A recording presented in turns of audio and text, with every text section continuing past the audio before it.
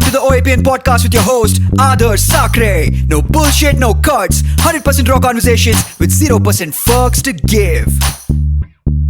We don't encourage the consumption of alcohol, but if you want to open up a cold one while you watch this, it's not a bad idea. Welcome to episode number 69 of On a Personal Note with Adarsh Sakare. Today we have yet another special guest. Yesterday we shot with Hita Chandrasekhar.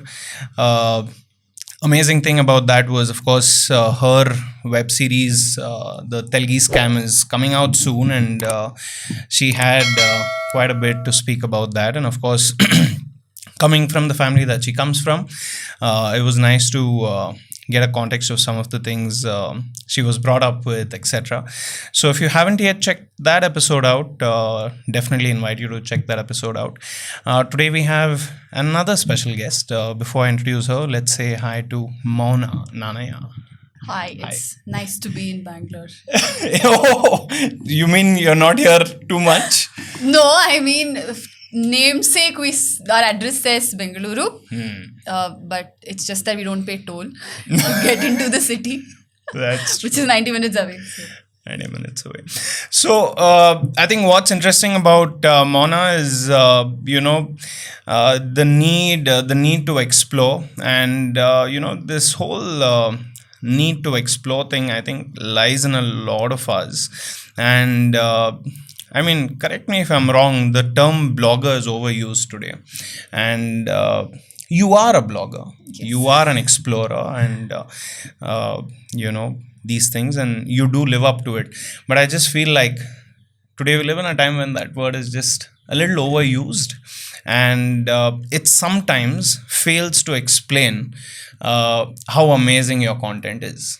Right? That's what I feel. You couldn't have said it better. It's also a little bit under-respected. Yeah. I mean, that's not a word, so I think disrespected. Disrespected, yeah. So, not in a very negative way, but in the fact that earlier you used to look up to 5 people who would give you information that you believed was legit and, they're doing something. But now there are like 5 lakh people doing the same thing in one city.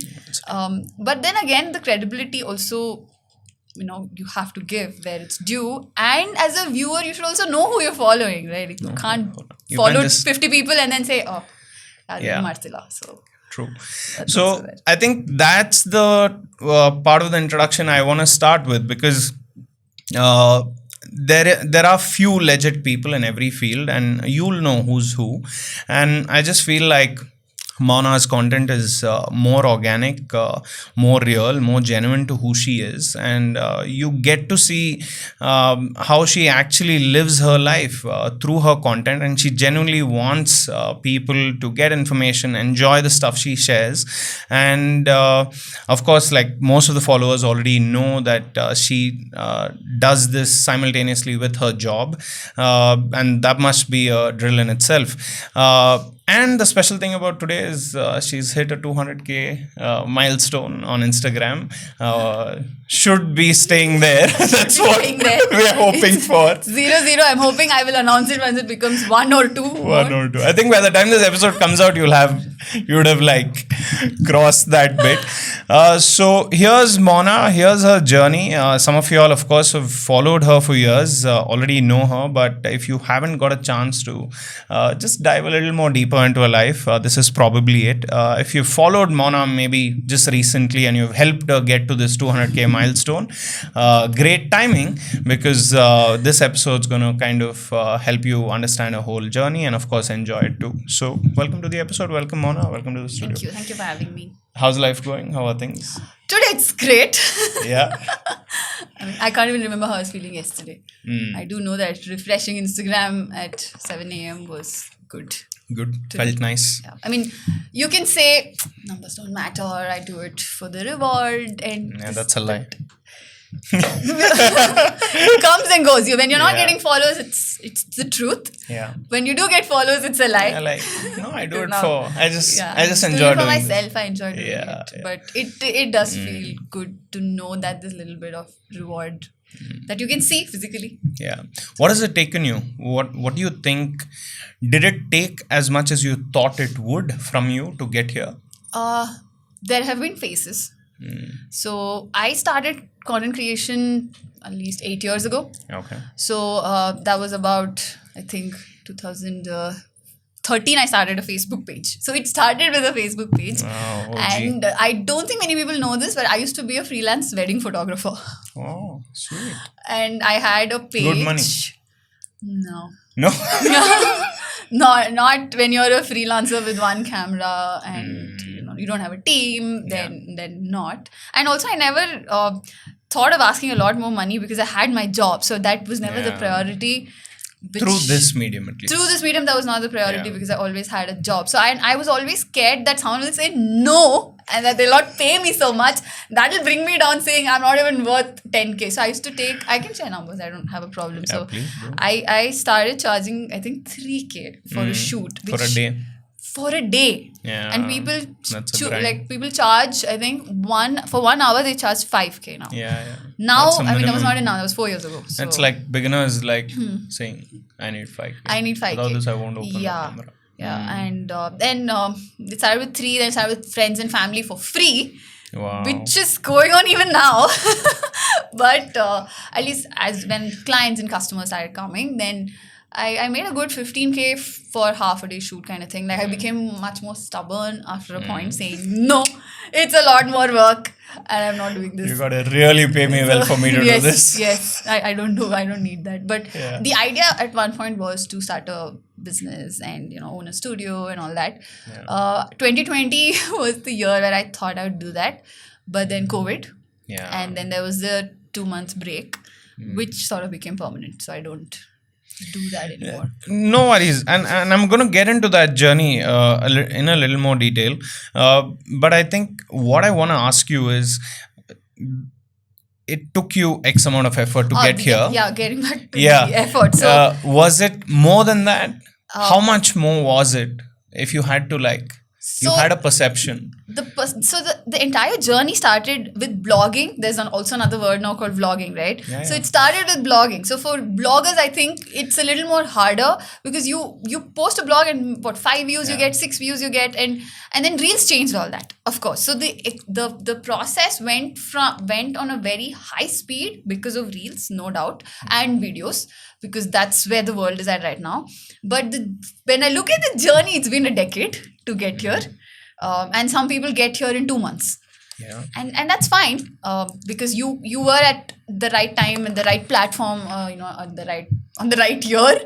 So I guess that works. But some of us with grey hair who've been working for a long time now, it has taken 10 years for me, 10 good years to get here. But again, it has been in phases. It took 3 years on Instagram to reach 10K followers. Wow, really? Then from 10 to 100, it went in 4 months.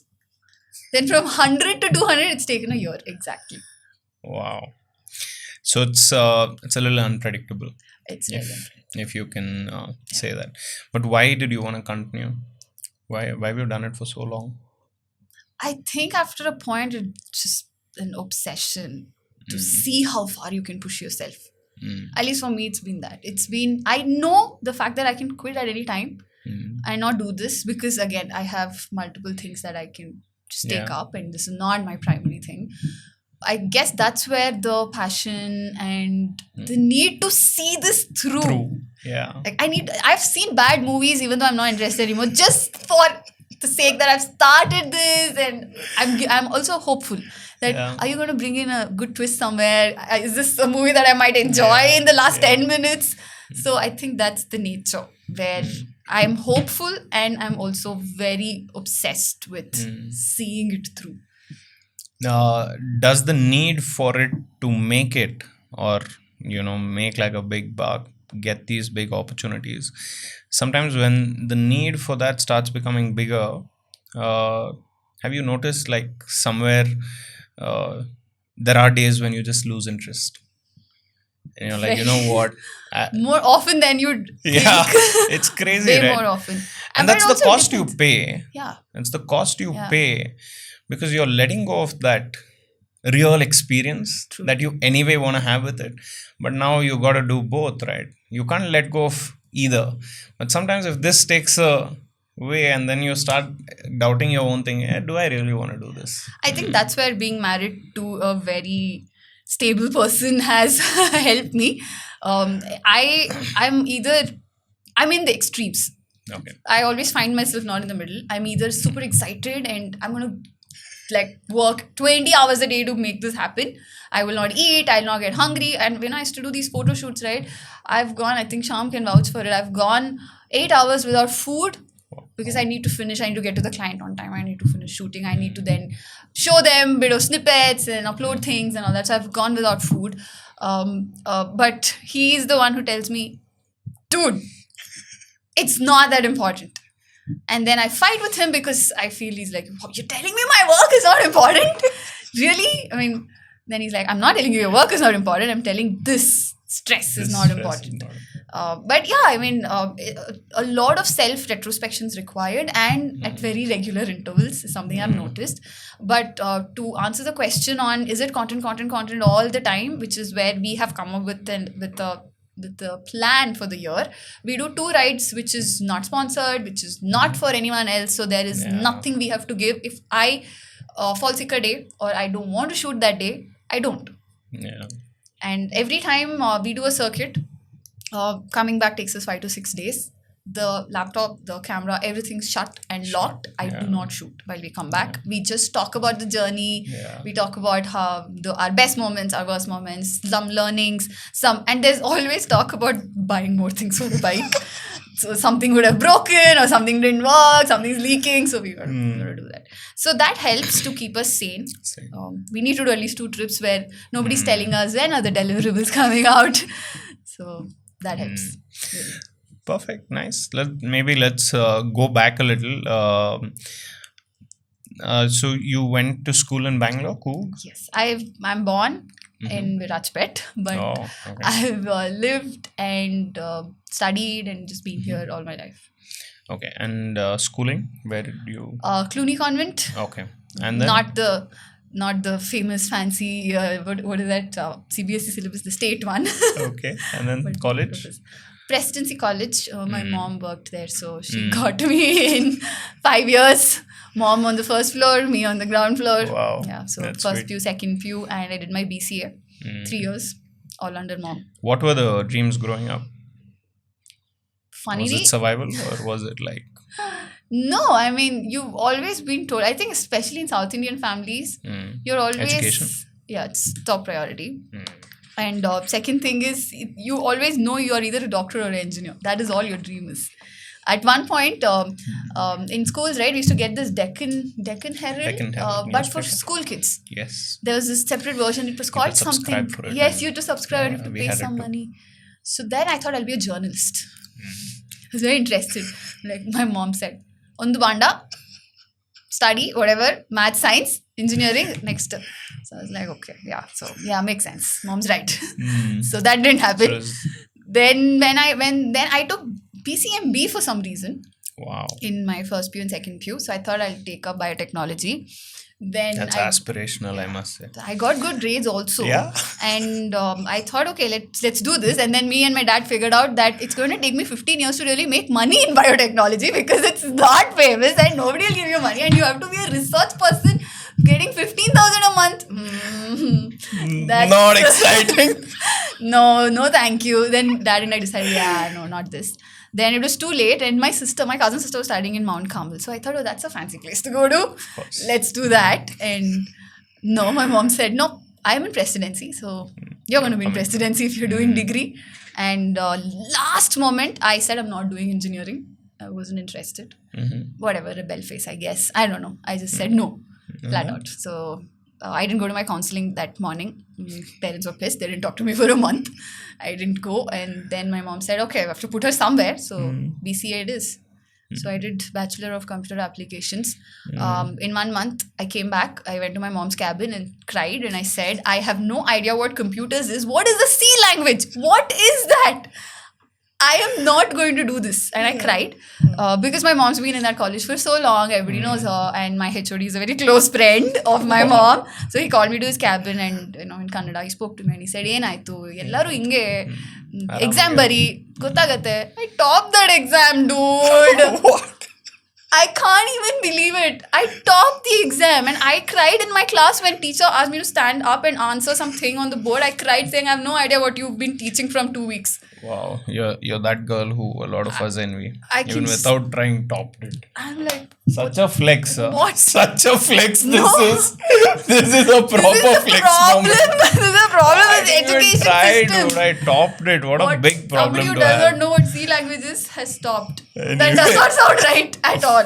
Right. So yeah, I went with the flow. Then I did my BTech. Uh, I got into SAP, a company. no, but MNC. during all this, what? No other dreams in your life or what?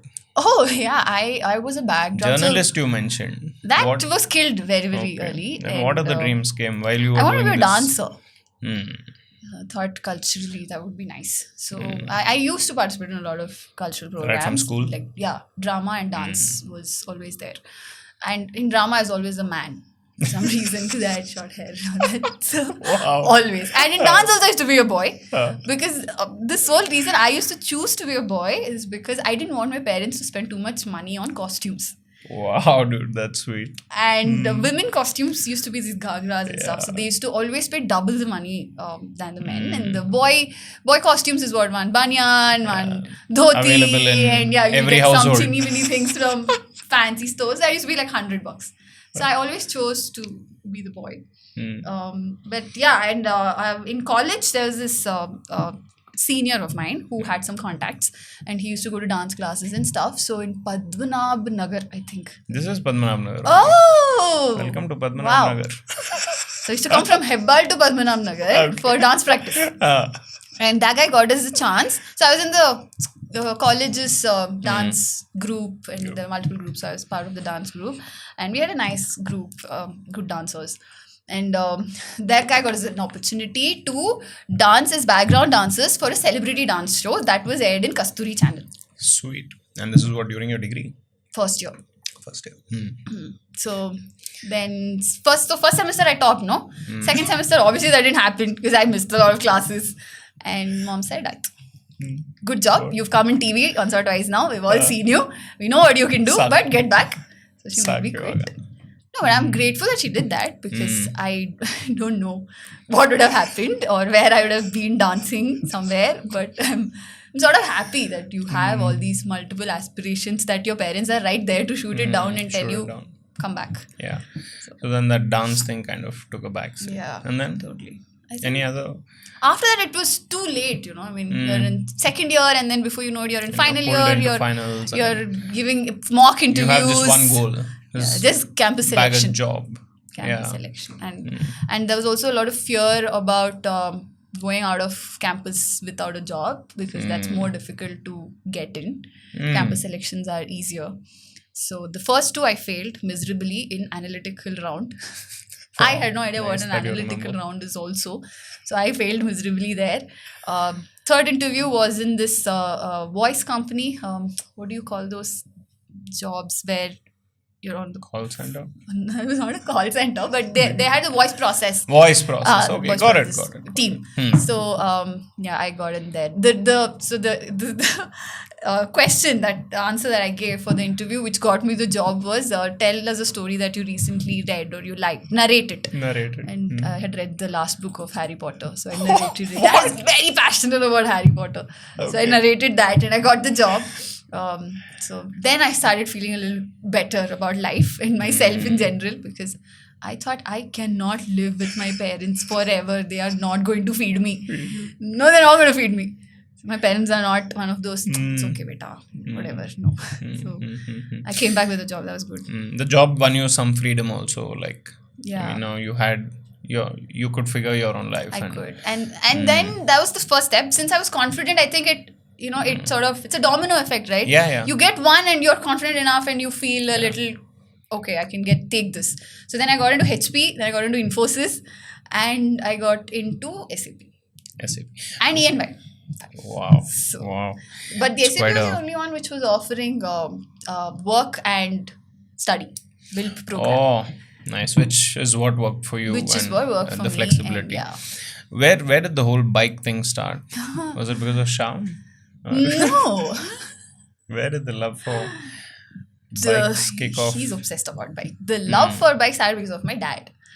I know that, yeah. So I saw some post where he got you to ride at Right, 13. yeah. Oh, okay. So we used to have this thing in the family. Of course, you don't have your own money, right? Yeah. And all our birthdays fall in 2 months. So my dad and my sister's birthday is on 11th and 12th September, back to back. Me, my mom, my brother is 5th, 6th and 8th of October together. Wow. So the celebrations were always very confusing because you take money from dad, give it to mom, buy something from, take from dad and from dad to brother, brother to sister, all in like 48 hours. Yeah, like everything happens. So my dad asked me, what do you want? 13th birthday.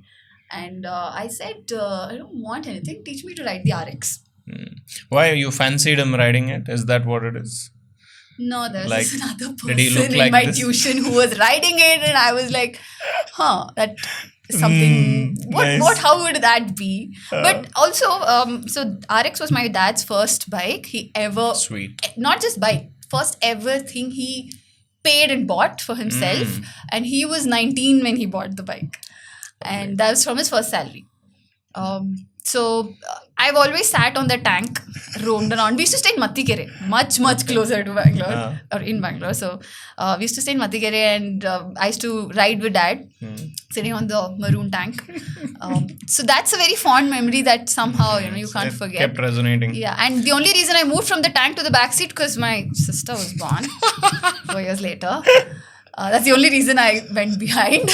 But it's something that, it was that bike actually. It was not about riding as such. That specific more than the RX bike. 100 maroon, that bike at home. Lovely. And it was at home for at least 13, 14 years by that time. And I asked him to teach me, and he I'm taught sure me. he must have maintained it like. Oh, yeah. Yeah. It was spick and span. RX lovers are like. He sold it overnight when we were in school. We came back and we said, where's the bike? I sold it, and he bought a Splendor. A Splendor! Like, at that time I was happy that we have a new bike because I didn't know what a vintage bike RX was. But yeah, now we're trying to get an RX back home. It's difficult. 50 to 1 lakh is like. Oh, that's what they're selling it at? Yeah, one. Wow. Minimum. Where did the love for travel begin? Travel was much later. So the love for wanting to ride a bike was because of my dad. Then since I'm the oldest one in the family, I would just take the bike out, go to groceries, pick my brother up from play school. So it was just means to an end. It was just a commute, and that's it.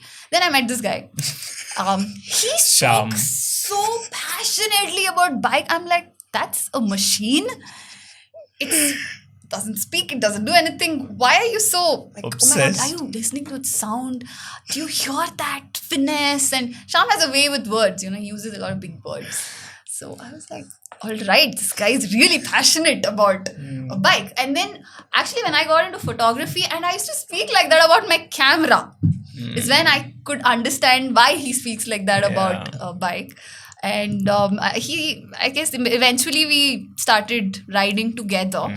And one thing led to another. We took one, I think in Discover or a Pulsar, I can't remember. When I say ours, his, while we were dating, we took a ride. We went on a ride to Leh Pakshi. Oh my God, that was one of the worst rides of my life. Because I've never been so far. And on that highway, I'm like, I cannot do this. Are you expecting we will tour and stuff like that? I am not doing this. What is this?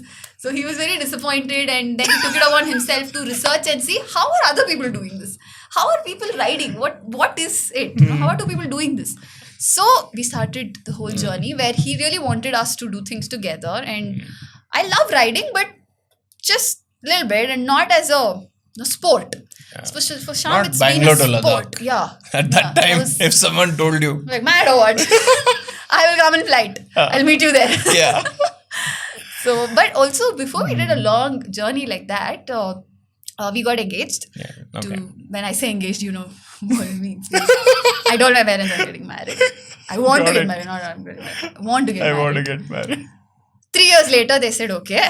So that 3 years is quite a story. Yeah, that would be a story. So then I told him I want to, because 3 years was a lot of struggle. So then I told him I want to gift you something.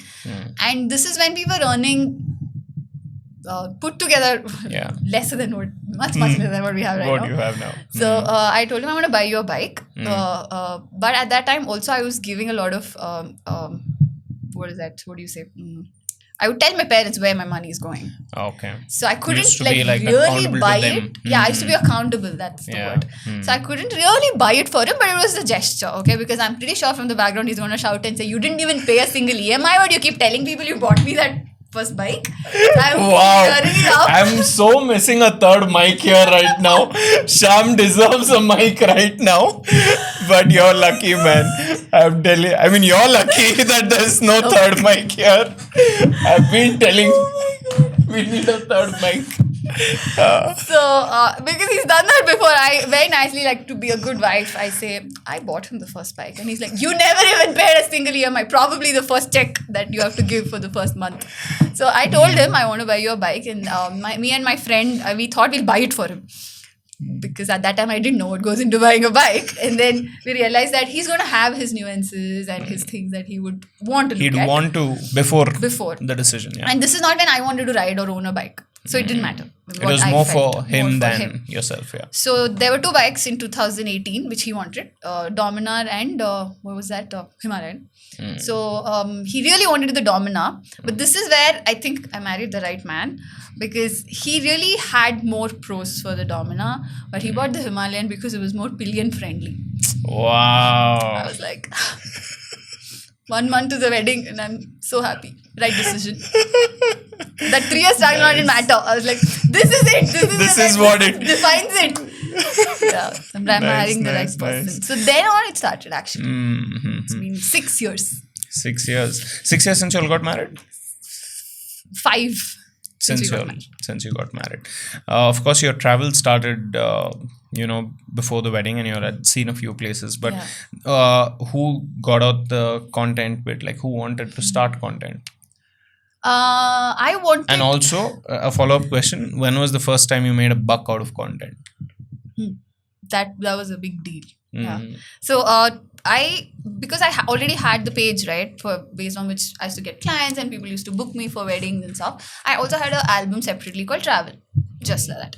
And I have this thing where I don't know if it's a creator thing. Like when I say creator, not the Instagram digital creator, but the creative people's thing, where there are some things they keep for themselves, but there are some things they want the world to see. Anything they create, music, art, painting, whatever, right? There's this creative person's mind which tells you that I want to know what you feel if you're seeing something that I did and I saw it in a certain way. Do you also see it in a certain way? So for me, that was with photographs. I used to take a lot of landscape, wildlife. I used to be major into that. Poetry and all that was very little. So I started that way and started investing on equipments and gears. And I was like, okay, I have GBs and GBs of this, which is just lying in my laptop. So I then created the album and the page and started posting it there. I wasn't on Instagram. I didn't even know Instagram existed. Or YouTube I was very scared of because it's, where people could give you a thumbs down. So I was very scared. So Facebook was fine. Facebook is safe place to start. So I used to do it there. And somehow somebody forced me, I can't remember who, and they used to talk so much about IG. And I'm like, what is IG? Then he said, Instagram. Oh, okay. You can share there also. It's a photo sharing app. So I was like interested, I mean, that's fine. Then there's another place I can do this. So I went to Instagram, got myself in and started posting pictures. All these trek pictures and all of those things. So we did this trek in Ladakh. And this is with Shyam at this point? Yeah. I mean, we started traveling together. First ever, my first ever flight. My first ever trip was all with Shyam. Okay. Yeah. I used to go as a group. At least first 2 years we traveled as a group. So then we just... And those were the pictures you had started posting on Instagram? Yeah. Okay. So the first trek was in West Bengal, a place called Sandakphu. Then we did this trek in Ladakh, which is sort of known as the most dangerous trek, which I read after I came back from the trek. Wow. So it's the Chadar trek. It's where you walk on the frozen ice. Zanskar River freezes and you walk on it. And so we went and I posted, it's the snow, it's ice. You don't have to do much to, take some pictures and it'll look fantastic. So it was nice. And I posted that on Facebook and Instagram. That caught the attention of Tripotu. One person from Tripotu who then reached out to me. I honest to God thought it was a scam, because when I told my dad that somebody like this reached out and they want to pay me for me to write something, he was sure. He's like, your dad? My dad. He's always sure. So anytime I tell him I have a collab, he thinks, what is that? Are you sure? Don't give them any money. Don't give them any OTPs. I am not doing any of that. So they are paying me. Are you sure? They're paying you actual money, you know? All that. So that's when they said that you can write an article about your experience in Chadar, and then you have some lovely pictures that caught our attention. So would you want to write for us? I've never written in my life. So I was like, the journalist, right? So I said, oh my God. It's all coming back. That's it. I was supposed to be a journalist. So I thought, cool, let me do this. And I openly told, I was very frank and transparent. And I said, I do not know to write, so I'm going to need a lot of editing from you. She said, yes, that's why we're here. And I started writing there. I think it was 1,500 rupees for that article that I got. Amazing. That was the first paycheck. Yeah, and it was not directly transferred to you or something. There was an invoice that you had to raise at the end of the month for all the articles you wrote. Yeah. So somehow that made it so magical and so, it was not transactional, so you know. Credible and... So, yeah. Yeah. Like, okay, this is something. And how long did you do that for? 5 years. I wrote for them for 5 years. Yeah. I worked as huge. As their writer. They gave me and this simultaneously with your job, right? Yes. Oh, nice. So they gave me this role as a staff writer and started writing for them. I've written for Kit Kat. I've written for Royal Enfield when they released one of their garage cafes in Goa. I was sent from Bangalore. A lot of these things I did with them. Then once I got into videography, I just couldn't do both, because writing, I think, takes a lot more effort. So when did you get into that videography bit? Was it right after? When Reels came out? So I'm guessing 2020 you started Reels. 2020 it came out. I think somewhere in mid 2020 something came out on Instagram as this. And so before that you never made videos? No. I never even took videos. So not even for fun. How far did you go with just photos in terms of followers?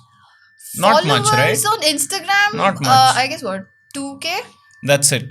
That's what it was. 2K was photos and the trek journey, and we've done like 10 high altitude treks. So I wanted to be a mountaineer. I wanted to do the NIMS, Nehru's advanced and basic mountaineering training. Is it? Okay. It's like a big deal to even get to the basic, and I wanted to do that, and it takes 30 days. Like you have to be in the mountains for 30 days to do that, and then you get the advanced. So I wanted to do that.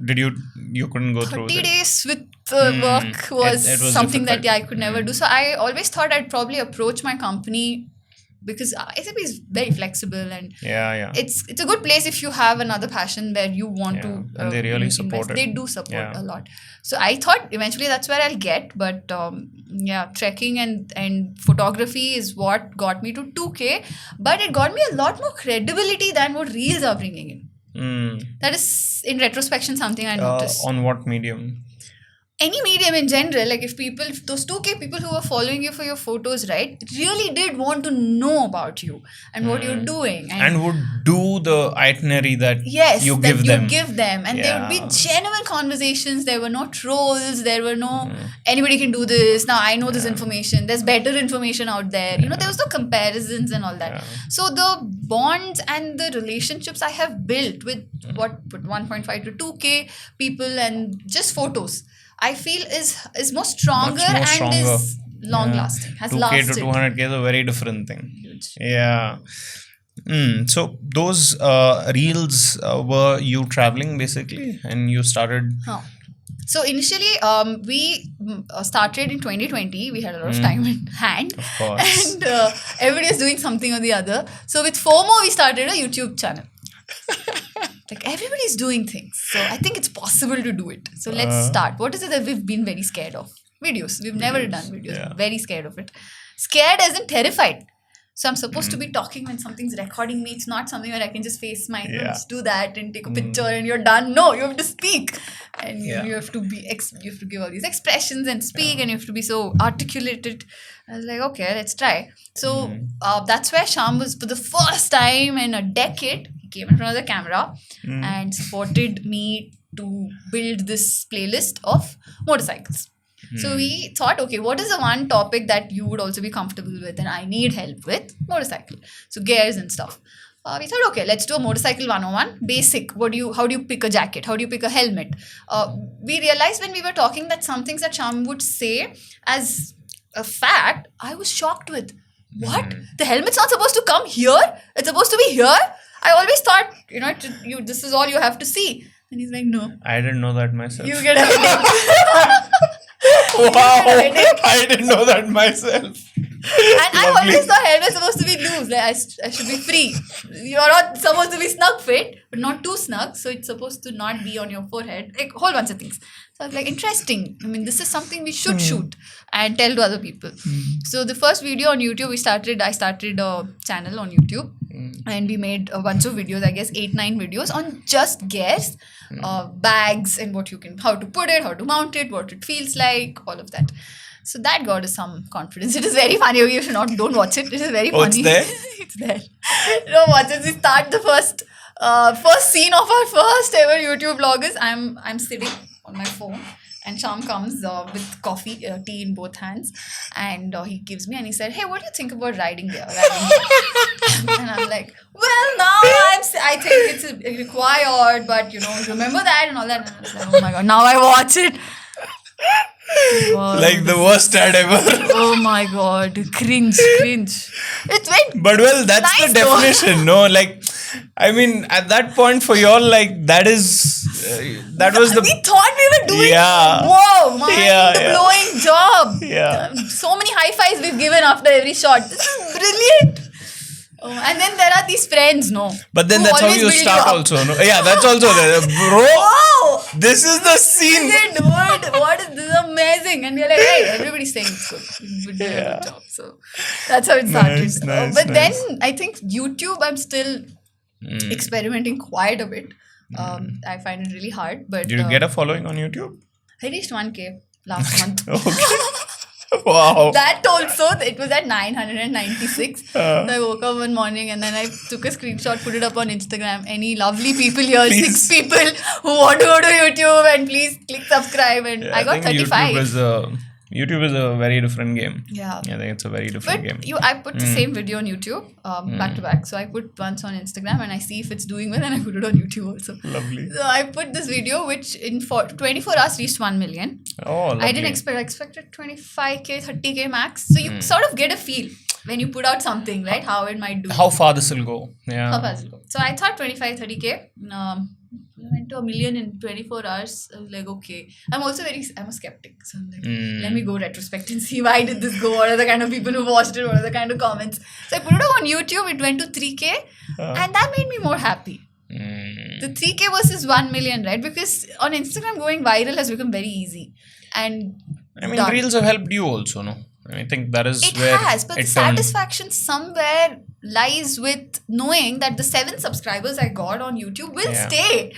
Yeah, you don't know about Instagram. You don't know about Instagram. You might get 7k followers, but 4k might leave.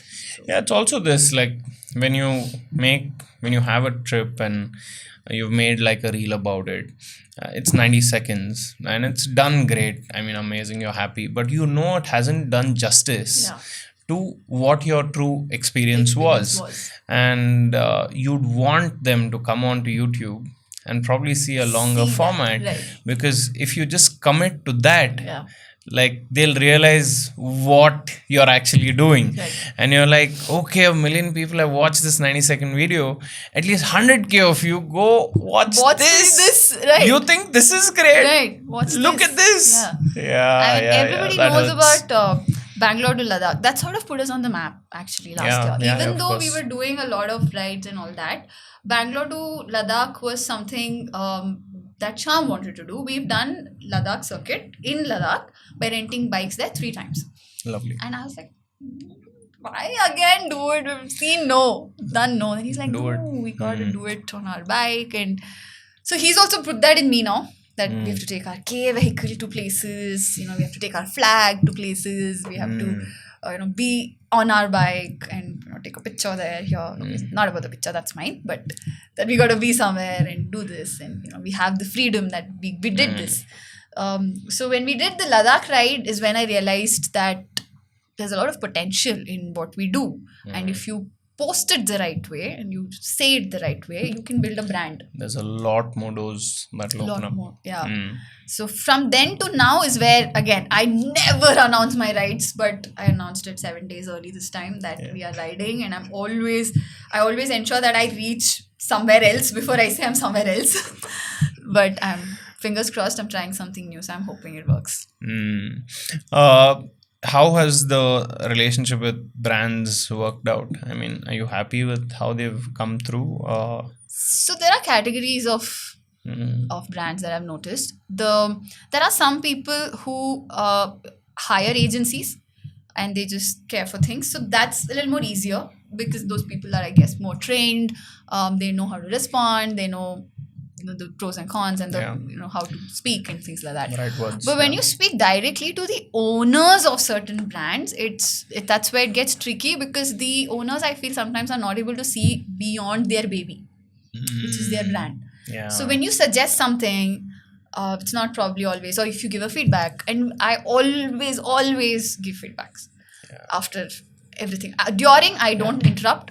I'm fine with whatever happens. We'll work around it. Let's get the job done. Yeah. But once it's out and after a few days have passed, I always say, so this is my experience. I think there are some areas where you need to improve. Because if I'm suggesting something and even 5 people are going to experience the same thing, it's my job to ensure that the same things that happen with me while I'm shooting your property to promote you, if that can happen, then it shouldn't happen when paying customers come.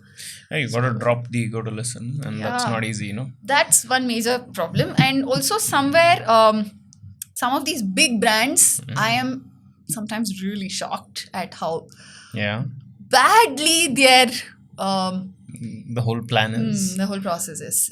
You'd expect. Are you seriously doing this with all the money you have? And they don't put money into social media. I think that is one of the major problems, because people are overworked. One person's doing multiple things, so they take time to get back to you. This whole domino effect happened just few months. So we were supposed to go on a brand collab in September, first week. They reached out to me in June. They went AWOL for 2 months. So I was going through my folder of brand emails, and I realized that I've not heard back from them. And Shyam was very excited to go on that collab. So I thought, okay, I mean, it's his birthday also, so let's probably try. When is that? So his birthday is September 28th, but it would have worked out in a way where we would be doing something for his birthday. So I thought, okay, let me reach out and check with them. So I reached out and they said they'll get back. They'll get back. So now I have a full-time job. I cannot drop everything and go. If 48 hours before you tell me I have to travel to someplace. True. And this was international. A lot of planning. Yeah. So, and we also have responsibilities at work, right? We can't just drop things and go. So I talked to my manager and I explained to him that there might be something coming up. So is it okay if I take 4 days off? And I had 4 days off. So he said that's fine. So I started pre-working so I can finish my tasks and backlogs before I leave and all that. These people never got back. So first time they moved it by 1 week. They said, okay, 4th you can't travel. You can probably go on 11th. I still don't hear back from them and I have not booked anything. So then I reach out and they said, so the brand, so this is the agency, the middle person I'm talking to. Yeah. So they are saying that the brand does not want to work with influencers for September. You knew that in August. And you kept me on hold. Yeah, they were like, we were really trying. I probably believe that you were trying, but I would like it if you were transparent. Yeah. Because now the whole Bhutan plan we were supposed to be on Bhutan now. Wow. Bhutan right now. And we had collaborations planned up, which we had to cancel and they couldn't reschedule. Wow. So now we are paying 42,000 extra from our pocket to make this trip happen because of a brand which pulled out and we had to adjust these dates. So I at one point thought, this is so not happening. Murphy's all over the place. This is not happening. Sometimes you can't just beat it. How have your negotiations been? Do you feel like you have an upper hand in most of these negotiations, or they still not try quite. to Not quite. It doesn't matter even if you have 200K. It actually doesn't matter if you have 200K. Really? Yeah, but it depends brand to brand. I think it's the fact that there are a lot of people who are willing to do things for free or for barter, and Makes in it this, difficult. it makes it difficult for people who don't want to do it for barter. So now what I started doing is I've started sending people the list of equipments I use, so that I am not a phone videographer. Yeah. I have a drone, I have an Insta360, I have a GoPro, I have a Sony Alpha, and I have a Mark III with these two lenses that I'm going to use to give you the best quality content. So when I'm quoting you this much, this is the reason. This is the reason why. Yeah. And I am editing on Adobe Premiere Pro, for which I'm paying 2,800 rupees per month. So yes, please, this that's is my the investment, costing. and that's what you're paying for. Yeah, that's what you're paying for. So I went back to how I used to quote costs for wedding photographers, right? To my clients. This was the breakdown I used to give them. Yeah. I used to even give lights and tripod stands, saying, see, not? this is what I'm using. Oh, and we also have a gimbal, which is what 25,000 that we'll use. So you don't get shaky footages. Yeah. Right? So I'm going back to being B2B. Better. Business to business. Yeah. You are looking for something. Yeah. I am a business. Don't treat me like an individual who's just going to come and enjoy your free stuff. It's a business to business. Respect given, respect taken. Exactly. Don't mess with that. Yeah. About the same thing, I wanted to ask you something else.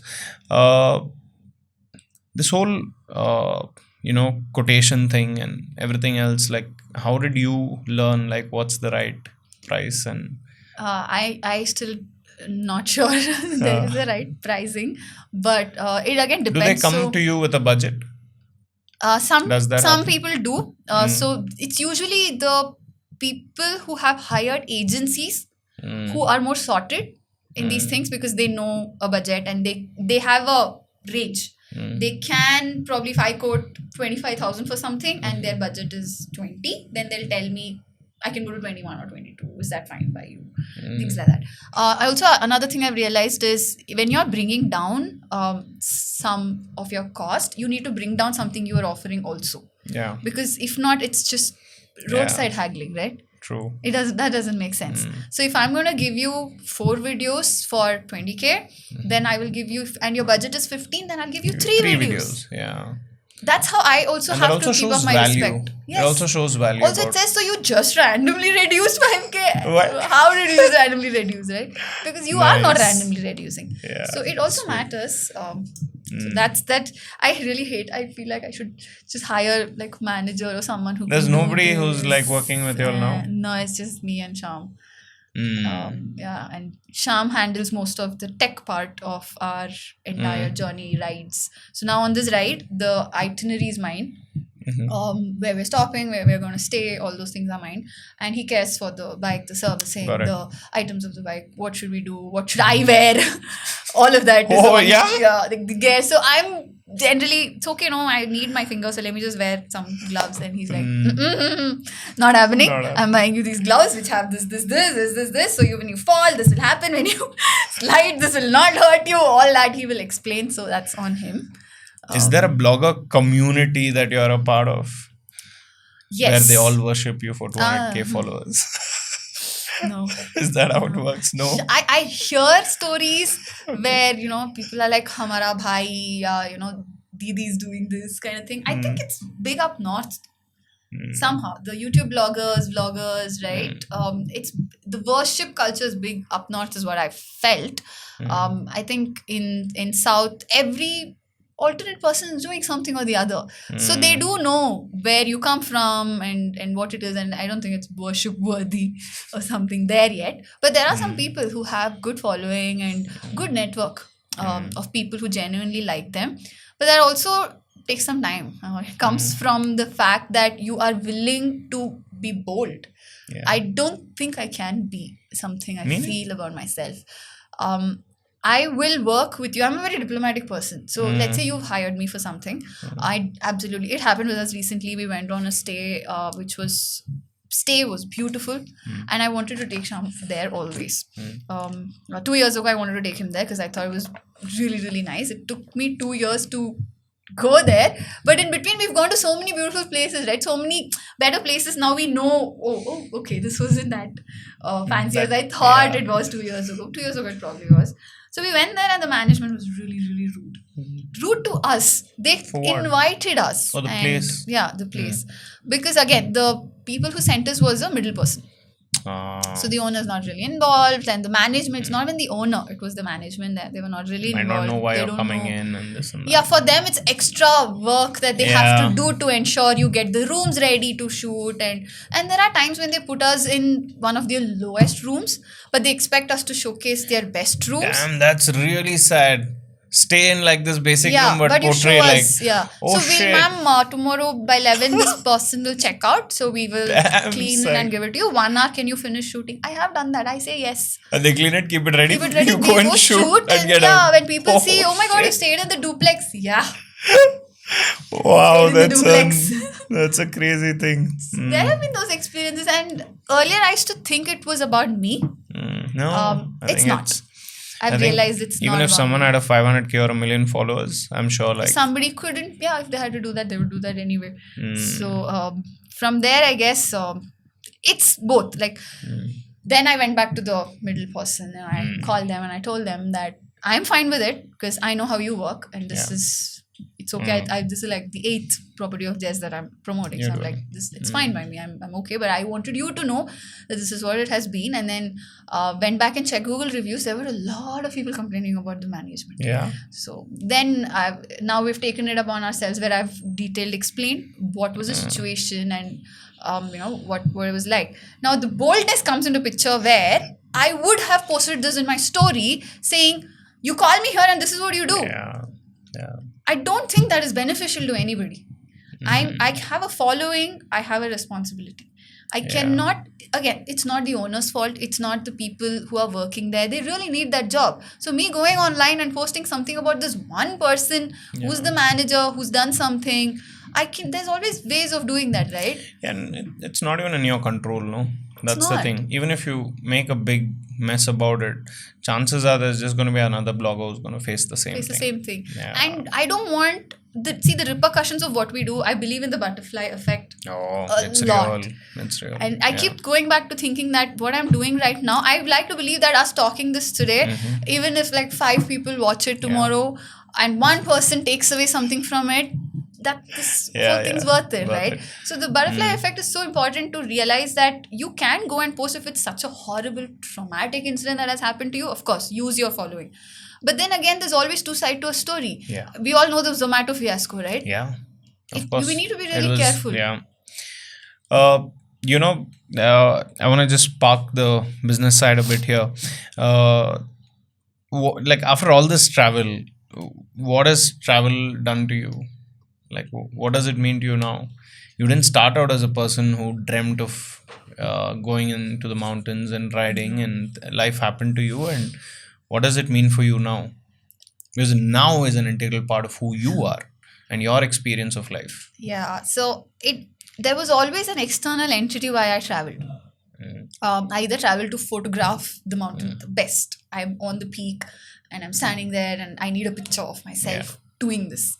Or it was about, let's say if it was about YouTube, I'm doing a YouTube vlog, then it's about I need to capture the journey, I need to show the itinerary, I need to show to someone.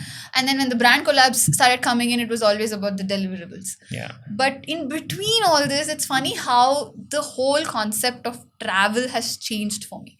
It's no more the destination. It's no more, we're going to Greece or we're going to Ladakh or we're going to Bhutan or something like that. But it's about the entire process.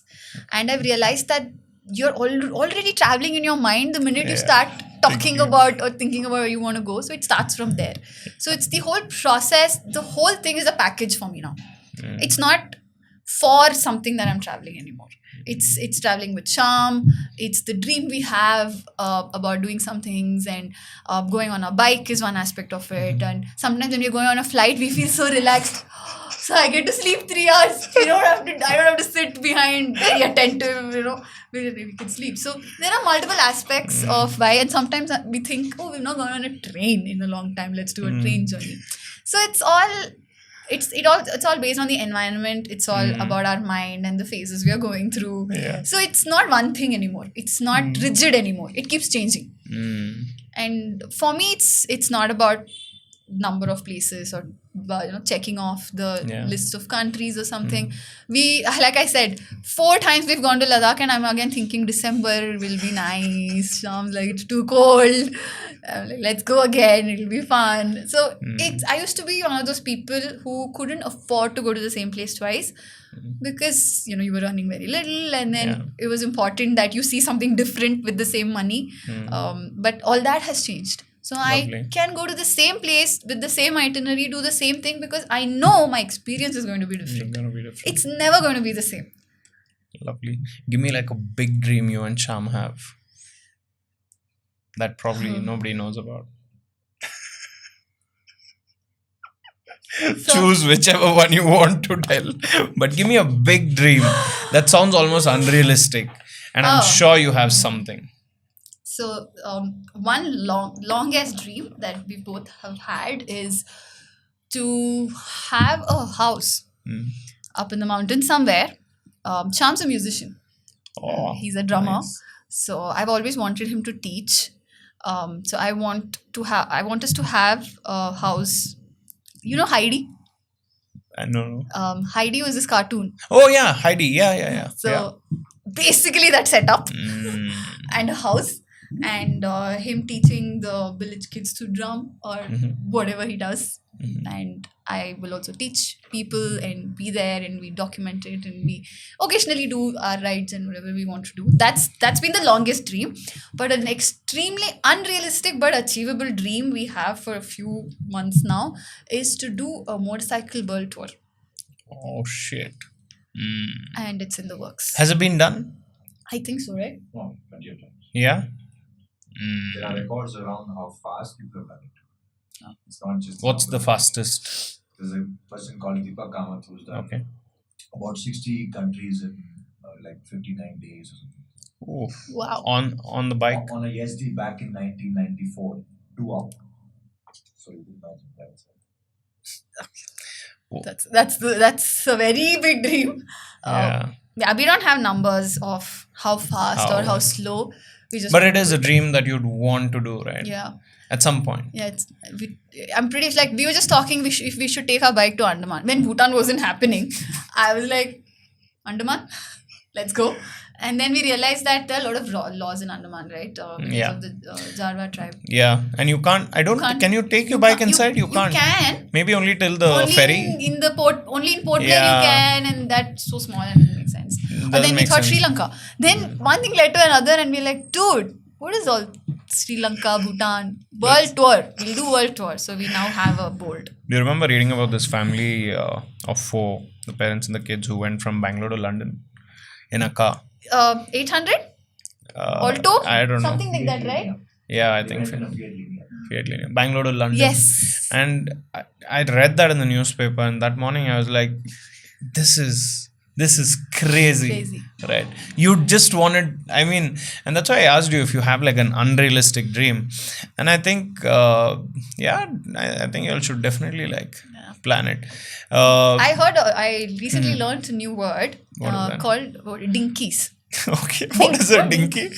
Dinks. What is it? What is called dinks? dinks. Double income, no kids. Couples like us are called dinks. Is that what you are going for? We are apparently double income, no kids couple, so we can just do whatever we want.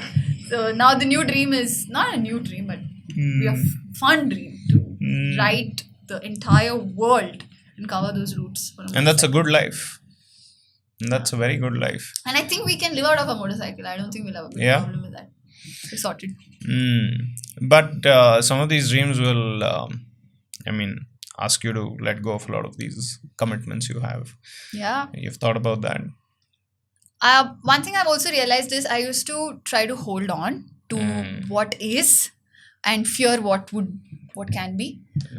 So every time I thought of doing something different, I thought photography is doing so well. I'm getting paid 15K per job. So why should I just take up videography now? When people used to ask, they used to want to pay any amount of money to get one of those pre-wedding videos out. Yeah. And I'm like, I don't do videos. I don't even know how to start. So the fear can be something that holds you back. And I've come to realize that it can blow up in your face or it can be really big. That or is where you can focus on and hope for. I mean, anything can blow up in your face. So there's no absolute right now. There's no. Yeah, it's better to not have it. Yeah. Because, Also, it's big on vibes and energy. So if now I feel good about a very stupid decision, it might turn out well. Yeah, you need to feel it. You don't know that. And not getting into like too much of a detail from when you met Shyam to getting married, and it took you 3 years, and I'm sure that fight has been worth it. I mean, that journey, I wouldn't want to call it a fight, but the journey from being engaged to getting married must definitely feel worth it. But do you all look back and do you all talk about it? And it does seem like you spoke about energy, and like I'm a big believer of how energies kind of come together to experience things like collectively, right? Collective energy. And it's probably for the best, like whatever you all had to go through and maneuver to get here, do you all talk about it, and did it all turn out fine? We used to talk about it as soon as we got married because it was unbelievable that it even happened. So we used to talk about, do you remember when, so every first after the marriage has happened before, but as girlfriend, boyfriend and whatever, dating. So those were like beautiful first because now you're not scared somebody's going to find out. Yeah. Now you're like, Now you're married. Dad's calling, where are you? I'm having breakfast with Shyam and Udupi Upchar. I will tell you that. Take it. I'm going to tell you that. Earlier, with a friend at hostel. At hostel. Yeah. I mean, I've never stayed in a hostel, but just saying. Yeah, got it. So it used to be that. So we used to talk initially, and then I realized that I don't feel good talking about it. There was still a lot of how it was and a little bit of trauma. So I didn't want to talk about it. And that. 4 years we didn't celebrate our anniversaries also. Oh shit, because of all that? It used to bring back a lot of... the day would bring it all back. And you'd be like, why should I even celebrate this? Yeah, it didn't make sense and I don't want to celebrate it. Is my family really happy even now? I don't want to put this on them. So we used to not celebrate. And this year, so we got married twice. First time was registration. We got legally registered. Got it. Nobody needs to worry about it. It's all chill. And parents were there. His father was there. His brother was there. So we then registered. A couple of friends were there. And then we had a party, cocktail party. We all got You didn't drunk. make it like all out. Yeah, so that was the first one. Was it news? Yeah, it was in news. And so nobody was supposed to know about it because my parents weren't ready.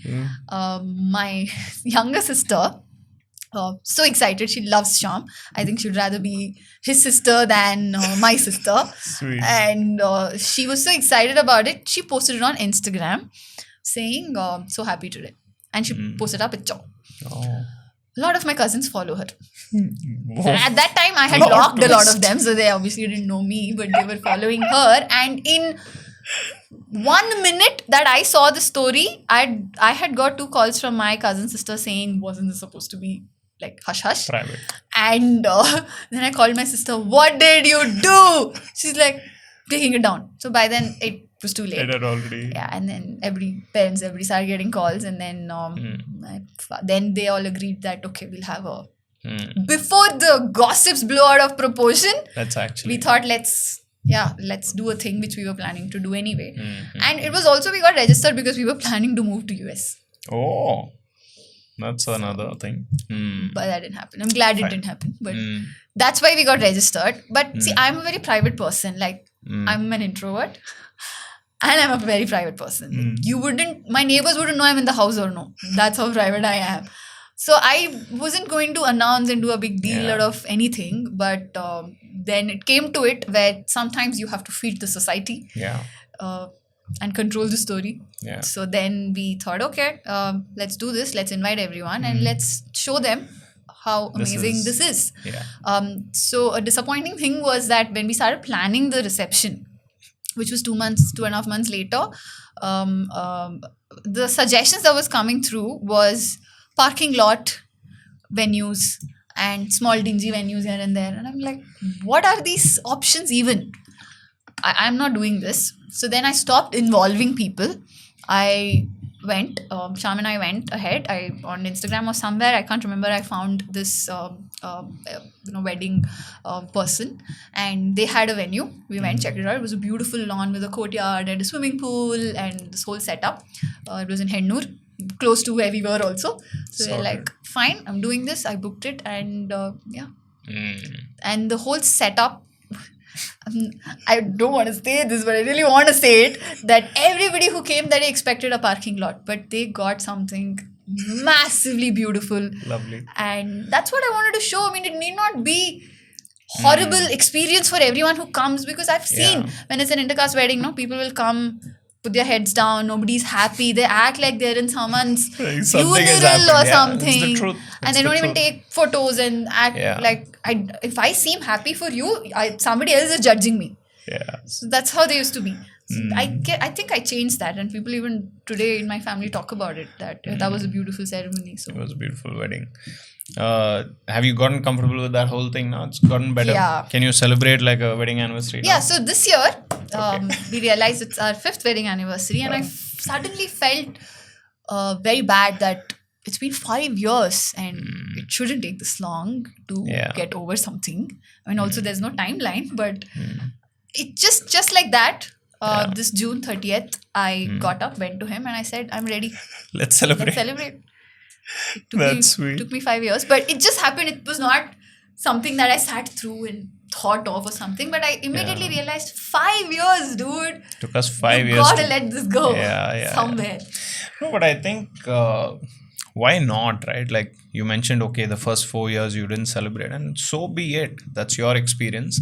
And there's this pressure of ensuring that everything has to go according to the average definition of everything. Right. There's this average definition of everything, and if you are not having that average definition of everything, you're failing. Like, what the fuck, dude? How does everyone get the same average? You can't. Exactly. I get what you're saying. I mean, sometimes I used to see. So there are other couples. I think all of my friends are love marriage. Only one person is arranged Collective marriage. energy. All of them. And except for one, the other 4 are intercaste, I think. So, and we all got married in within 2 years. Every 6 months, one intercaste wedding was happening, and we are all crying together. We are all supporting each other. Beautiful. Most of the parents were very less involved in all of these weddings. So, the friends were there. And you're totally right. When it comes to feeling something, because you see on social media somebody celebrated someone's anniversary in a very grand way, and I feel, are we not doing something right? But if you're not ready, you're not ready. No, and I'm so happy you spoke about this, because I've been at weddings that look great, and I know that it's not great. It's not. I know that there's a different emotion here, there's a different vibe here, but right now everyone's just doing their best, to not show what things are, and it's fine. Right, like you said, it is important for the guests and everything else, but it's also fine that it's not fine.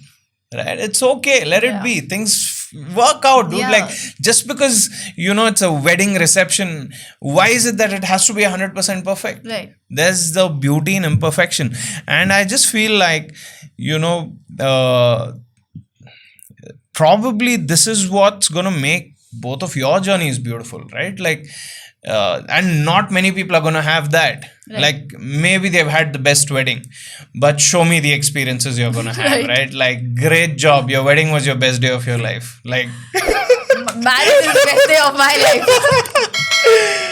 So, anyway, I think on that note, thanks, Mouna, for being here. I think this was beautiful.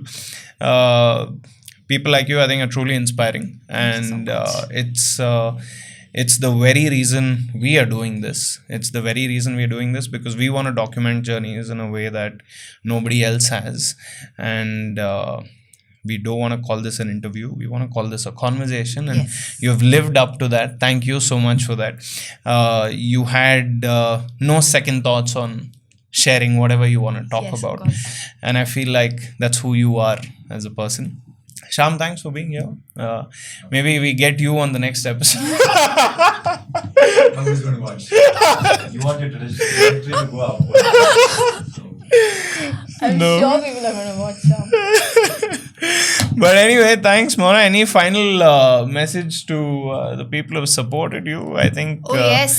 because lots of them have been with you from the Yes, 1K yes. journey to the 200K. I think, like I said, right, more than the quantity of the numbers, it's about those 3-4 conversations you have on a regular basis. And I'd like to share one small thing that happened Sure. here. So when we were planning Bhutan, we did a Q&A, and then somebody asked, where's your next ride? I said, this is a place we've been to before. We're trying to see if we can go again. It's in the works. We'll let you know. So someone responded to that saying, you're going to Bhutan, right? I was like, wait, you have to explain to me why are you saying that? So she said, because I just last week you posted the story, the memory that you got about Bhutan trip, and that was a rented bike. So I know that you want to go on your V-Strom now. So I'm guessing that it's Bhutan. I was so touched by that. Wow. The And investment. The investment and Yeah. that, okay, so putting things together, I think this is where and that means I'm doing a good job at showing You are. who we are and You are. our story and what we're doing, that you remember it. That was beautiful. So we have a lot of these conversations. We have a community where we support each other. When someone's bullying someone, we're there telling, hello boss, what are you doing? Please. Salpa. Right? And screenshots are put all over the place and copyrights are raised. So Nice. it's nice. It's a beautiful community of creators. It's a beautiful community of genuine followers and viewers, which is what is very important.